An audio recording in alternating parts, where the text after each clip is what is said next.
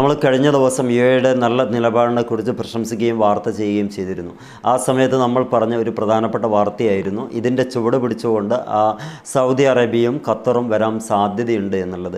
അതിനെ സ്ഥിരീകരിക്കുന്ന അതേ ശരിവെക്കുന്ന രൂപത്തിലാണ് വാഷിങ്ടൺ പോസ്റ്റ് ഇപ്പം ഏതാനും മണിക്കൂറുകൾക്കുള്ളിൽ ഒരു പോസ്റ്റ് ചെയ്തിട്ടുണ്ടായിരുന്നു. എന്താണ് അതിൽ പറയുന്നത്? Reports suggest Saudi Arabia and Qatar have privately told Washington they won't allow US force launch attack on Iran from their bases.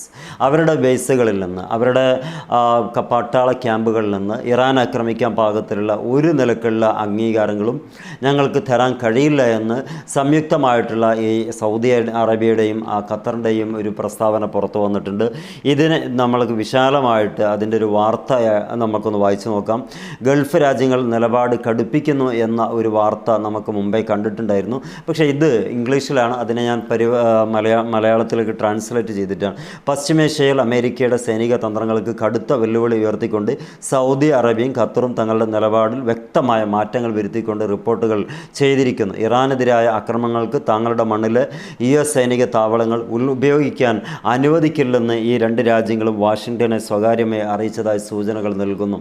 Channel ആദ്യമായിട്ടാണ് കാണുന്നതെങ്കിൽ സപ്പോർട്ട് ചെയ്യാൻ പറ്റുമെങ്കിൽ ഒന്ന് സബ്സ്ക്രൈബ് ചെയ്യണം. കൂടെ ബെൽ ബട്ടൺ ഇനേബിൾ ചെയ്ത് വെക്കുക.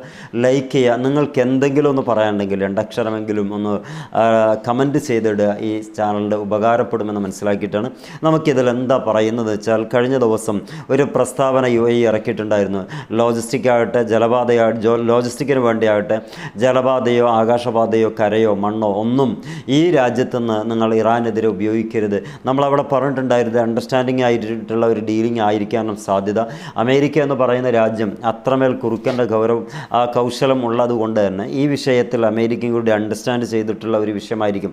എന്നാൽ ഇപ്പോൾ വന്നിട്ടുള്ളത് സൗദി അറേബ്യയും അതേപോലെ തന്നെ ഖത്തറും ആ വഴിയെ തന്നെ നടക്കാൻ തീരുമാനിച്ചിരിക്കുകയാണ്.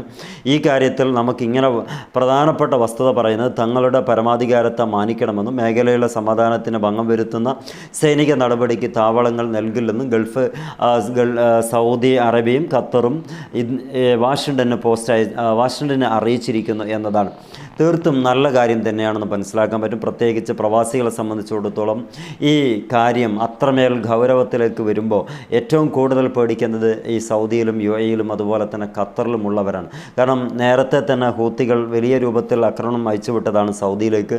അതിൻ്റെ പകപോക്കാൻ ഈ സമയം തക്കം പാർത്ത് കിടക്കുന്നുണ്ട് എന്നൊക്കെ പല വാർത്തകളിൽ നിന്നും കാണാൻ പറ്റുന്നുണ്ട്. ഇത് കൊടുമ്പിരി കൊള്ളുന്ന സമയത്ത് ഹൂത്തികൾ അത് സൗദിക്ക് വലിയ പ്രഹരമേൽപ്പിക്കുമെന്ന വാർത്തകളൊക്കെ അനോണിമസ് ആയിട്ട് സ്ഥിരീകരിക്കാത്ത രൂപത്തിൽ വരുന്നുണ്ട്. എന്താണെങ്കിലും ഈ പശ്ചിമേഷ്യ ഇത്ര ലെവലിൽ ഹോട്ട് ടോപ്പിക്കായിട്ട് നിൽക്കുമ്പം നമുക്ക് കിട്ടുന്ന കച്ചിത്തരുമ്പുകൾ എന്താണോ ആ കാര്യം നമുക്കിവിടെ ഒരു പിടിവള്ളിയായിട്ട് കിട്ടുന്നുണ്ട് എന്നുള്ളതാണ്. ആശ്വാസകരമായ വാർത്തകളാണ് നമ്മൾ പ്രതീക്ഷിക്കേണ്ടത്. ഒരുപാട് ചാനലുകളിൽ വലിയ പ്രതിസന്ധി ഉണ്ടാക്കുന്ന വാർത്തകൾ അല്ലെങ്കിൽ മാനസികമായി വിഭ്രാന്തി ഉണ്ടാക്കുന്ന വാർത്തകളൊക്കെ വരുന്നുണ്ട്. നമുക്ക് പറയാൻ പറ്റുന്ന വാർത്ത ഇപ്പോൾ ഓൾറെഡി അവിടെ ഒരു പ്രകമ്പനം നടക്കുകയുണ്ടായി ഈ ഇറാനിൽ തന്നെ. അത് ഞാൻ തലക്കെട്ടായി കൊടുക്കാൻ ഞാൻ ആഗ്രഹിക്കാത്തത് മറ്റൊന്നുമല്ല. ഇവിടെ പേടിപ്പിച്ച് നിർത്തിയിട്ട് കുറേ കാര്യങ്ങൾ ഈ റീച്ച് ഉണ്ടാക്കാൻ കഴിയും.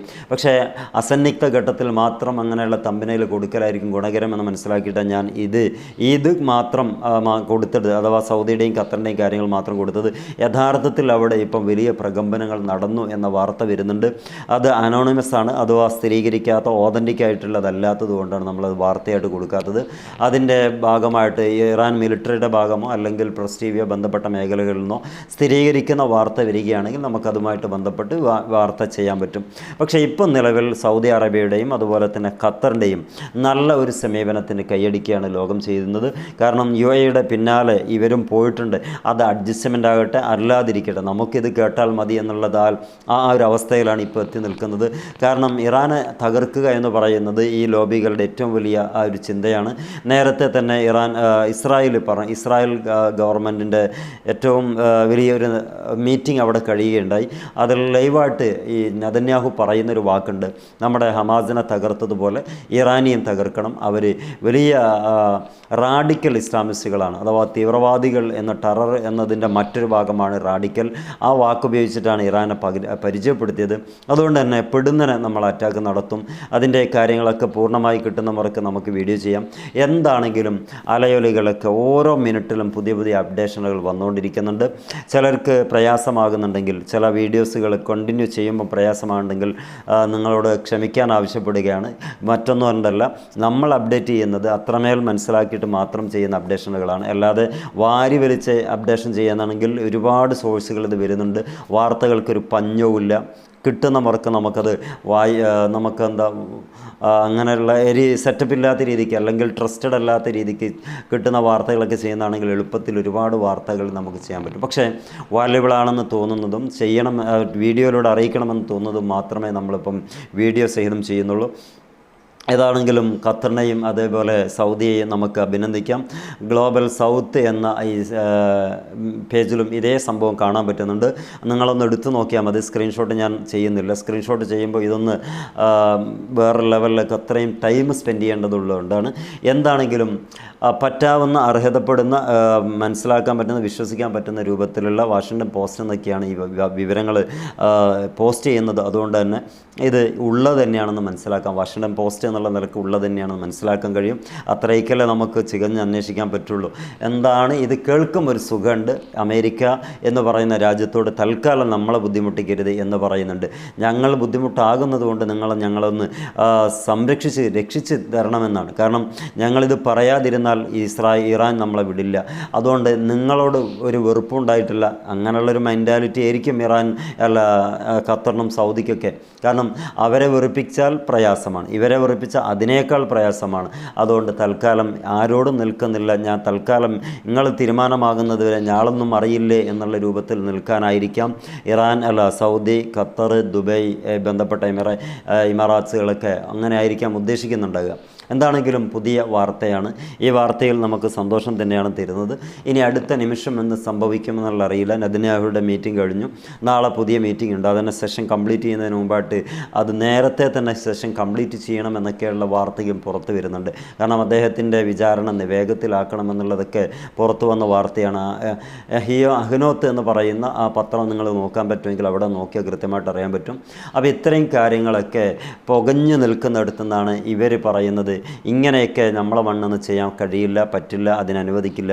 പക്ഷേ ഇതൊക്കെ മുഖവിലക്ക് എടുക്കേണ്ടതില്ല. കാരണം ഇറാൻ എന്ന് പറയുന്ന രാജ്യം ഇവരെയൊക്കെ നോട്ടപ്പുള്ളികളായിട്ട് ഇട്ടിട്ടുണ്ട്. അതിൽ നിന്ന് കുറച്ച് ആശ്വാസം കിട്ടാൻ വേണ്ടി മാത്രമായിരിക്കും. ഇവരൊന്നും നമുക്ക് വിശ്വസിക്കാൻ കഴിയില്ല എന്നത് പല വിധേന നമുക്ക് കണ്ടതാണ്. കാരണം കഴിഞ്ഞ പ്രാവശ്യം ഇവരൊക്കെ ആക്രമിക്കാൻ വന്നപ്പം സൗദിയുടെ ആകാശവും കടന്നിട്ടാണ് ആ വലിയ വിമാനം വന്നിട്ട് അവിടെ ബങ്കർ ബസ്റ്റർ ബോംബ് സ്ഫോടനങ്ങളൊക്കെ നടത്തിയത്.